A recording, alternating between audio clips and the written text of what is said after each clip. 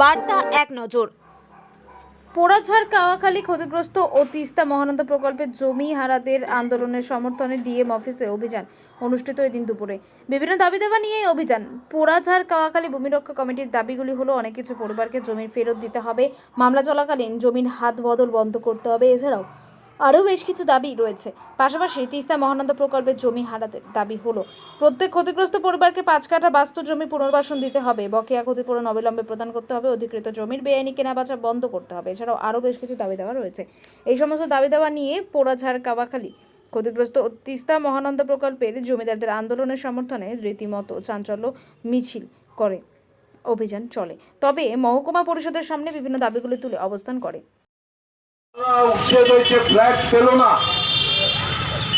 এবং একই সঙ্গে ফাঁসিগাঁও ব্লকের জালাস নিজামতলা গ্রাম পঞ্চায়েতের অন্তর্গত দালাবক জোট, রৌমু জোট, ছোট পটু, বড় পটু প্রায় 500 কৃষক পরিবার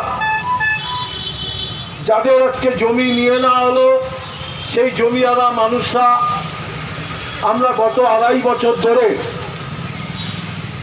শিলিগুড়িতে কয়েক দফায় আমরা বিক্ষোভ দেখিয়েছি, অবস্থান করেছি, এবং আপনারা জানেন কাওয়াখালী পোড়াঝাড়ের গণ অবস্থান মঞ্চের সময়ও পুলিশ আমাদেরকে বাধা দিয়েছে।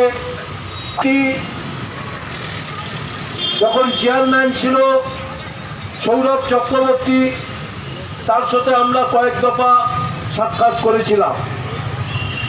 লোকসভা নির্বাচনের আগে শেষ সাক্ষাৎকারে উনি বলেছিলেন যে আপনাদের দাবিটা ন্যায়সঙ্গত। 252 জন তারা ফ্ল্যাট পাবে, 40 জন সামগ্রী সে সমস্ত কেড়ে নেওয়া হয়েছিল।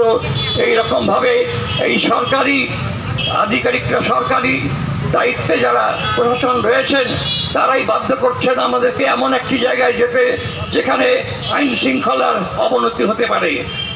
দেওয়ার জন্য যে ধৈর্য, সেই ধৈর্য আজকেও তার অনুপস্থিতির কারণ, এবং আগামী 20 তারিখে যে সারা ভারত ধর্মঘট আছে, সেই ধর্মঘটের সঙ্গে আমাদের এই ইস্যুও যুক্ত হবে, এবং সেই আন্দোলনের পর প্রয়োজনের আগেই আমরা যে কোনো স্তরের প্রত্যক্ষ আন্দোলনের দিকে যাব।